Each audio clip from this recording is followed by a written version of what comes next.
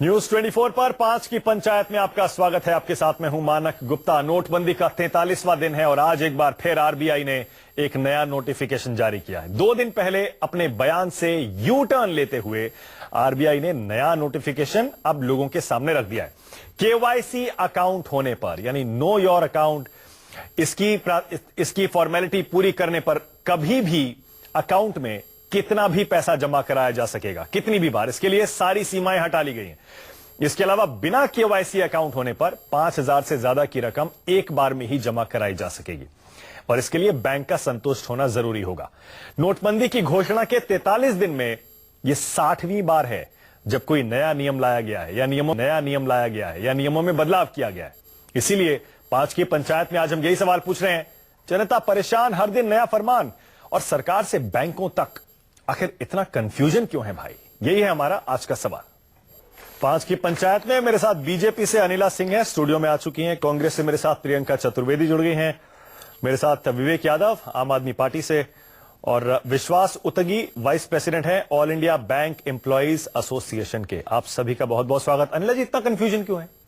कौन सा सरकार में, रिजर्व बैंक में इतना कंफ्यूजन है तो जरा सोचिए, सरकार से रिजर्व बैंक होते हुए बैंक और बैंक से आम आदमी में कितना कंफ्यूजन आपने फैला रखा है। कोई कंफ्यूजन नहीं है, कोई कंफ्यूजन। 2 दिन पहले आपने कहा नहीं, कंफ्यूजन 5,000 से ज्यादा अमाउंट आप डिपॉजिट एक ही बार में करा पाएंगे। आपने कहा कि उसके लिए बैंक के 2 अधिकारियों के सामने आपकी पूछताछ होगी, लिखित में सब लिया जाएगा, संतुष्ट होने पर पैसा जमा होगा। 2 दिन बैंक अधिकारी इतने डर गए कि उन्होंने डिपॉजिट ही नहीं लिए। अब आपने नया नियम ला दिया है, उसमें बदलाव कर दिया, यू टर्न ले लिया कि अगर आप केवाईसी अकाउंट होल्डर हैं तो कितनी भी बार कितना भी पैसा जमा करिए। ये कंफ्यूजन नहीं है?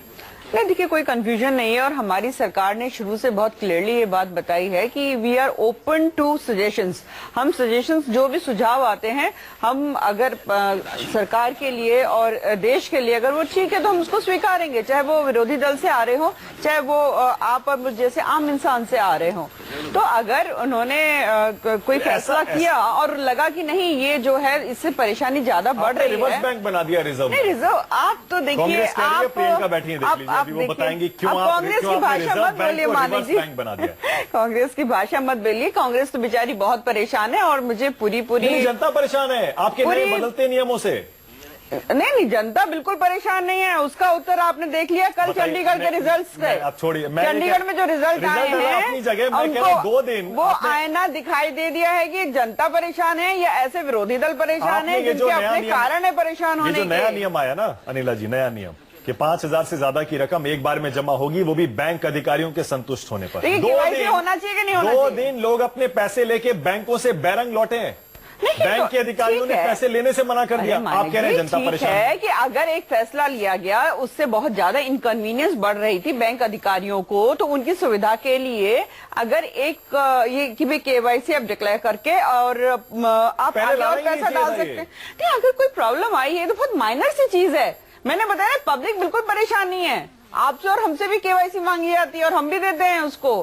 पब्लिक परेशान नहीं है, विरोधी दल परेशान है, उन्हें मुद्दे चाहिए, मीडिया में आने का बहाना चाहिए, तो ठीक है, उनको कहने दीजिए। हमारी अच्छा, आप कह रहे मीडिया में आने के लिए कांग्रेस रिजर्व बैंक को रिवर्स बैंक बिल्कुल बिल्कुल। और क्या रह गया कांग्रेस के पास? देखिए ना, हर जगह हार हार हार हार हार का ही सामना करना पड़ रहा है। हार हार से मेरे ख्याल से अब हर हर महादेव की शरण में चले जाएं राहुल गांधी जी तो बेहतर होगा। हो सकता है कुछ भला कर दें, क्योंकि भोले बाबा तो वैसे भी बहुत जल्दी खुश हो देखिए, जो अनिला सिंह कह रही है उसमें से एक बात निकल रही है जो तर्क है, और मानना पड़ेगा आपको, तर्क ही है। इतनी बड़ी स्कीम जब आप लागू करते हैं तो जनता की इनकन्वीनियंस को देखते हुए, सिस्टम में जो रुकावट आ रही है उसे देखते हुए नियम बदलने पड़ते हैं। इसमें गलत क्या है प्रियंका, अगर नियम बदले जा रहे हैं तो? नहीं, मैं तो सुन रही थी, बेचारी बड़ी तरस खा रही थी दूसरी पार्टियों पे।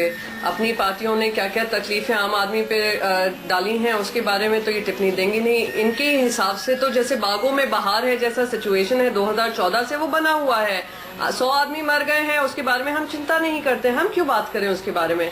हम क्यों बात करें कि किसी तरीके का काला धन वापस नहीं आया? हम क्यों बात करें कि कोई नकली धन, जो प्रधानमंत्री कहते थे नकली नोट की पूरी इकोनॉमी है, उसको हम खत्म कर देंगे? वो प्रधानमंत्री नहीं प्रूव कर पाए हैं, ना ही प्रधानमंत्री टेररिज्म खत्म कर पाए हैं। पर बागों में बहार है तो सब कुछ अच्छा ही दिखेगा। तो एनीवे, अभी उन्होंने कहा कि हम आम आदमी की दिक्कतों को ध्यान में रखते हुए फेरबदल करते हैं। कोई इनसे देखिए कितनी दुख होता है जब बीच में आकर टोकते हैं लोग। खुद अपने जब बोलती हैं तब किसी को टोकना उनको पसंद नहीं है। हाँ, जब हम बात करते हैं तो इनको चलिए, तकलीफ हो जाती है। नहीं, आप गाइए, आप लोग तो गा ही रहे हैं। आप तो 2014 से सबके लिए गाना गा रहे हैं और प्रधानमंत्री जी के लिए सबसे ज्यादा गाना गा रहे हैं। नहीं प्रियंका, देखिए पॉइंट ये है, इतनी बड़ी स्कीम 130 करोड़ लोगों के लिए जब लाई जाती है, ये पॉइंट है उनका। सुन लीजिए, पॉइंट तो सुन लीजिए। आपने कह दिया बागों में बाहर है, ठीक है, आपने कटाक्ष कर दिया। उनका पॉइंट ये है, इतनी बड़ी स्कीम में तो करने चाहिए। हाँ, इतनी बड़ी स्कीम में अगर ये बदलाव किए जाते हैं डेली बेसिस पे, तो लोगों की इनकन्वीनियंस के लिए आप इसका मतलब रिसेप्टिव हैं, आप देख रहे हैं क्या हो रहा है, उसी हिसाब से आप एडजस्ट कर रहे हैं।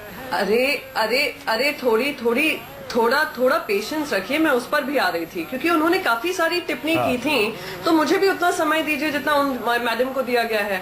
तो रही बात डिमोनेटाइजेशन की, और क्योंकि 130 करोड़ की जनता पे ये पूरा भार पड़ा है, तो आप अगर नोटिफिकेशंस जाहिर करते हैं या इशू करते हैं तो लोगों की राय पहले क्यों नहीं लेते हैं? नोटिफिकेशंस डालने के बाद फिर यू टर्न क्यों कर रहे हैं?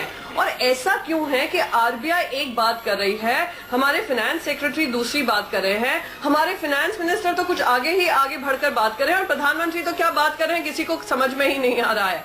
तो ये जो कंफ्यूजन क्रिएट किया है वो 130 करोड़ की जनता को मदद नहीं कर रहा है। 130 करोड़ की जनता अभी भी अपने पैसे के लिए पूछ रही है कब हम 24,000 से ज्यादा रुपए विड्रॉ कर पाएंगे, कब हमारे एटीएम खाते खुलेंगे, जहाँ पे हम इसीलिए चुनावों में कांग्रेस हारती जा रही है और भाजपा जीतती जा रही है। प्रियंका जी, मुझे जवाब देखिए क्यों दुखी हो रही हैं? क्यों? नहीं, मैं तो बहुत खुश हूँ। मेरे तो चेहरे से भी आपको खुशी दिखाई दे रही होगी। मैं तो बहुत खुश हूँ। आपको जो बोलना है आपको जो बोलना है मेरी बात खत्म होने के बाद बोलिए। क्यों आप इतनी चलिए हो रही है गाना गाने के लिए? मैं बोल लूँ ना, या कह दीजिए मैं बोलने नहीं दूंगी, आप ही बात। नहीं, चलिए प्रियंका, चलिए कंटिन्यू करिए, चलिए। हाँ, नहीं तो हम तो बस यही कहेंगे कि अगर आपको आम आदमी की सुननी थी तो नोटिफिकेशन से पहले आप आम आदमी की सुनिए। आम आदमी रोज कह रहा है कि उसको दिक्कतें हो रही हैं, किसान हो, गरीब मजदूर हो, या जिनके पास आज नौकरियां नहीं है, सब ये बात कर रहे हैं। मैन्युफैक्चरिंग इंडस्ट्रीज हो, बाकी सारी इंडस्ट्रीज हो, स्मॉल स्केल इंडस्ट्रीज हो, आप सबसे बात कर लीजिए। प्रधानमंत्री जी किसी से बात नहीं कर रहे हैं। दूसरी चीज ये कहती है हम विपक्ष की भी बात सुनने को तैयार है। तो इनसे कोई पूछे कि इतना टाइम इन्हें पार्लियामेंट में क्यों खराब होने दिया, क्यों इन्होंने किसी तरीके का डिस्कशन डिबेट नहीं होने दिया।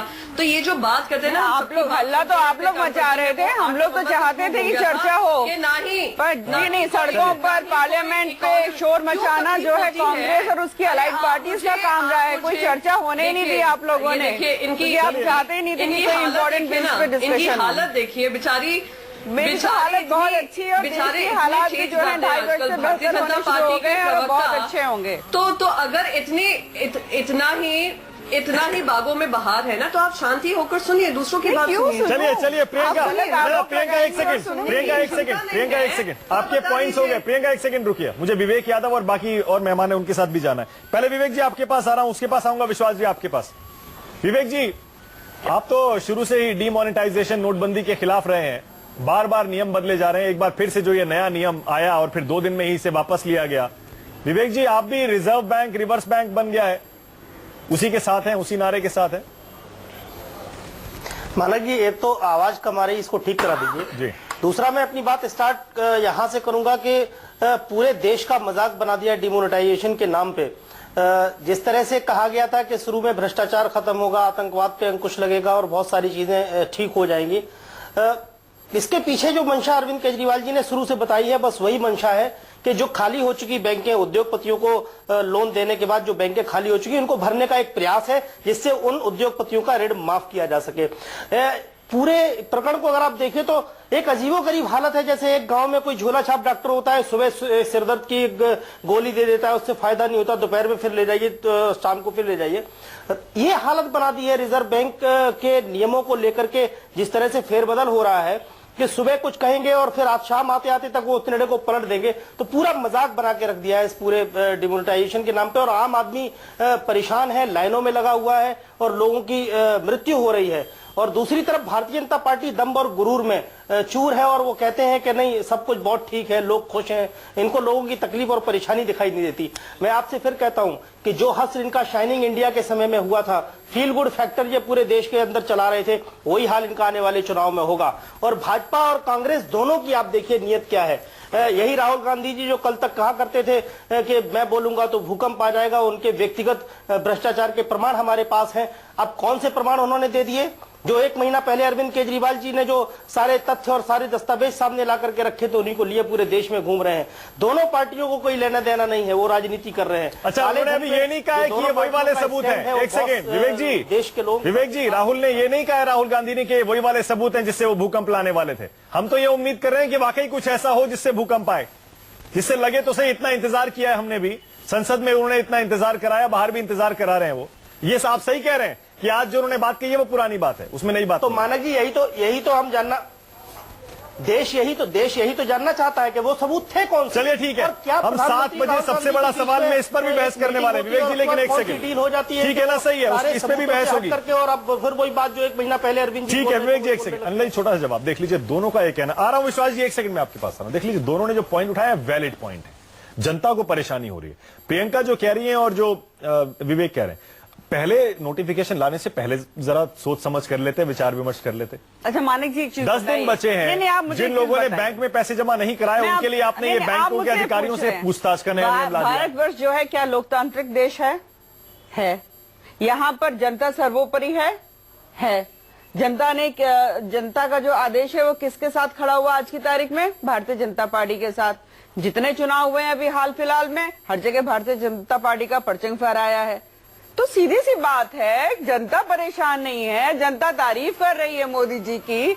परेशान यही लोग हैं, इनकी राजनीति की दुकान स्थानीय चुनाव के नतीजों की आड़ में आप बच नहीं सकती इन सवालों से, माफ करिएगा। और अभी विधानसभा के भी हो जाएंगे चुनाव, स्थानीय चुनाव के नतीजों को सामने रख के आप इन सवालों के जवाब नहीं दे सकती कि 2 दिन में नोटिफिकेशन वापस हो गया। जाता है अपने गाँव में, जब बुआई होती है तो मजदूर अपने गाँव में बुआई के पीछे चला जाता है। जो ये लोग कह रहे हैं ना, मजदूर जो है गाँव चला गया है, गाँव चला गया है। शहरी लोग हैं, जानते नहीं है कि गाँव में कैसे काम होता है, किसान कैसे काम करता है, मजदूर कब छुट्टी जाता है, कब छुट्टी नहीं जाता है। इनकी गलती नहीं है, चाहे अरविंद केजरीवाल पार्टियों पर, कांग्रेस एंड पार्टी, कंफ्यूजन इनको है, क्योंकि असली भारत क्या है जानते ही नहीं। असली भारत जो है, चलिए आप कह रहे हैं कंफ्यूजन नहीं, आप कह रहे हैं कंफ्यूजन नहीं। किसान जो है वो हमारे साथ खड़ा है, मजदूर हमारे साथ खड़ा हुआ है। आज जो ट्रेडर्स है वो कह रहे हैं ठीक है, कष्ट हो रहा है, पर ये भी पता होता है कैशलेस।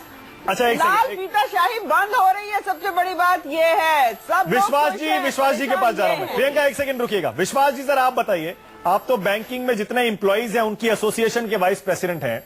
विश्वास जी, क्या वाकई ये जो 60-70 बार नियम बदले गए पिछले 43 दिन में, इससे लगता नहीं है कंफ्यूजन है और लोगों को परेशानी नहीं होती है क्या इससे?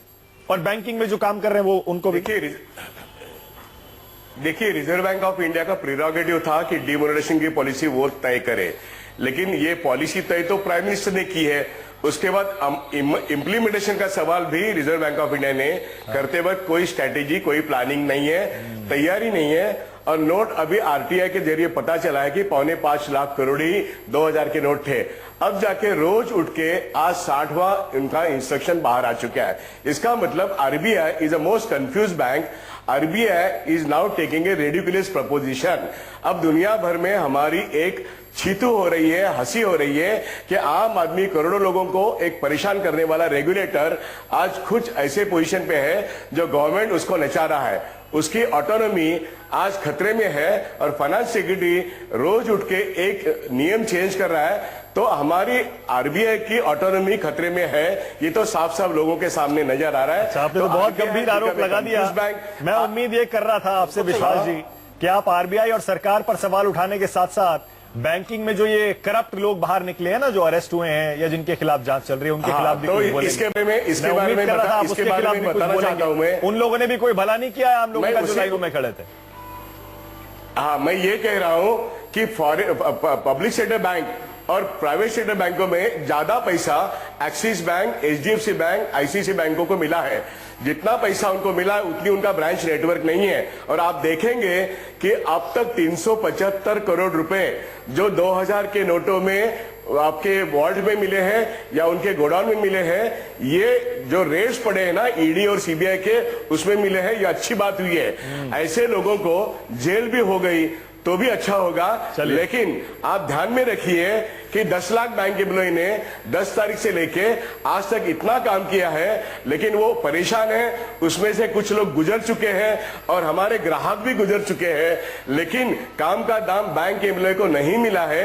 अब आरबीआई रोज उठ के एक नया इंस्ट्रक्शन देती है। ठीक है विश्वास जी, पॉइंट ठीक है आपका कि बैंकिंग में जितने काम कर रहे हैं अनिला जी, रोज रोज नियम बदलने से उनको भी दिक्कत हो रही है और उनके थ्रू आम लोगों तक दिक्कत जा रही है।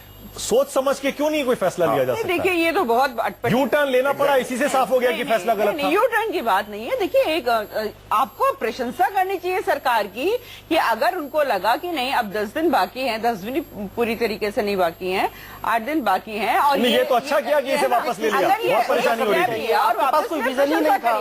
दूसरी बात अभी मैं सुन रही थी भाई साहब पहले से कोई प्लानिंग नहीं बोल रहे थे, उन्होंने बहुत कुछ बोला कि आरबीआई को अपने हाथ में नचाने का काम तो सीबीआई ने किया था, क्योंकि लाल बहादुर शास्त्री जी ने जब ये कांग्रेस ने किया था, सीबीआई बनाई थी, और सीबीआई को कैसे नचाया जाता है वो इंदिरा गांधी ने शुरू किया था। तो नचाने वाला काम जो है वो कांग्रेस करती है, आरबीआई जो है अपनी बुद्धि से चलती है। वहाँ पे बहुत समझदार पढ़े लिखे सारे अधिकारी हैं। सोच रहे हैं अनिला जी, मेरे पास टाइम खत्म हो रहा है। प्रियंका और विवेक, छोटा छोटा कमेंट। पहले प्रियंका आपसे सिर्फ 20 सेकंड प्लीज। अच्छी बात तो है प्रियंका, कम से कम ये जो 2 दिन बेकार हुए, लोगों को परेशानी हो रही थी, अच्छा हुआ ना वापस तो हो गया नोटिफिकेशन ये। अरे आप तो मुझे ये बताइए, तो ये बुरा नहीं हुआ कि प्रधानमंत्री जो अपनी बातें करते हैं उस पे भी यू टर्न लिया गया है। प्रधानमंत्री कुछ बोलते हैं, वित्त मंत्री कुछ बोलते हैं, आरबीआई से कुछ और बुलवाते हैं, फाइनेंस सेक्रेटरी से कुछ और बताते हैं। तो आपको इसमें कोई दिक्कत नहीं लगती बिल्कुल है दिक्कत। आज हमारा ऑटोनॉमस इंस्टीट्यूशन था पिछले 25 साल से, इतना मैं कहूंगी कि गर्व वाला एक इंस्टीट्यूशन बना था जो गवर्नमेंट के खिलाफ भी खड़ा हो सकता था अगर गवर्नमेंट प्रेशर डालती थी। अरुण जेटली के अंदर में हमने देखा था। ठीक है प्रियंका, टाइम खत्म होने पास। विवेक जी 20 सेकंड। फिर भी प्रियंका टाइम बिल्कुल खत्म हो रहा है। विवेक जी 20 सेकंड। आप आज अगर कहते हैं कि आरबीआई को अंडरमाइन करते हैं तो बहुत दुखद वाली स्थिति है, खुश होने वाली स्थिति। आम आदमी इसको संदेह के घेरे से देखने लगा है। अब लोगों की समझ में आने लगा है कि इसके पीछे का जो भ्रष्टाचार है वो लोग समझने लगे हैं। कुछ लोगों को फायदा देने के लिए पूरे देश को लाइनों में लगा दिया है। और इनको अब इनके जहां तक अंदर की जो बात पता चली है, जो विश्व सूत्रों से जानकारी मिली है, इनके सांसदों ने अपने अध्यक्ष का फरमान मानने से मना कर दिया है। उनकी हिम्मत नहीं है कि जो जनता के बीच में जाएं। ये रोज रोज नियम को बदल करके नहीं ऐसा इस तरह से परेशान कर रहे हैं। अब सारा कुछ चलिए अब हम इलेक्शन में घुस रहे हैं, लेकिन 5 की पंचायत में देखा आपने, मकसद बहुत साफ था हमारा डिबेट करने का कि हम वाकई सरकार को थोड़ा सा और अलर्ट करें कि वो कोई भी नोटिफिकेशन या नया नियम लाने से पहले विचार करे, बाद में नहीं। बहुत बहुत शुक्रिया 5 की पंचायत में आने के लिए अनिला सिंह, प्रियंका, विवेक और विश्वास जी, बहुत बहुत शुक्रिया। छोटा सा ब्रेक लेंगे, ब्रेक के बाद देखिए क्रिकेट हाउसफुल।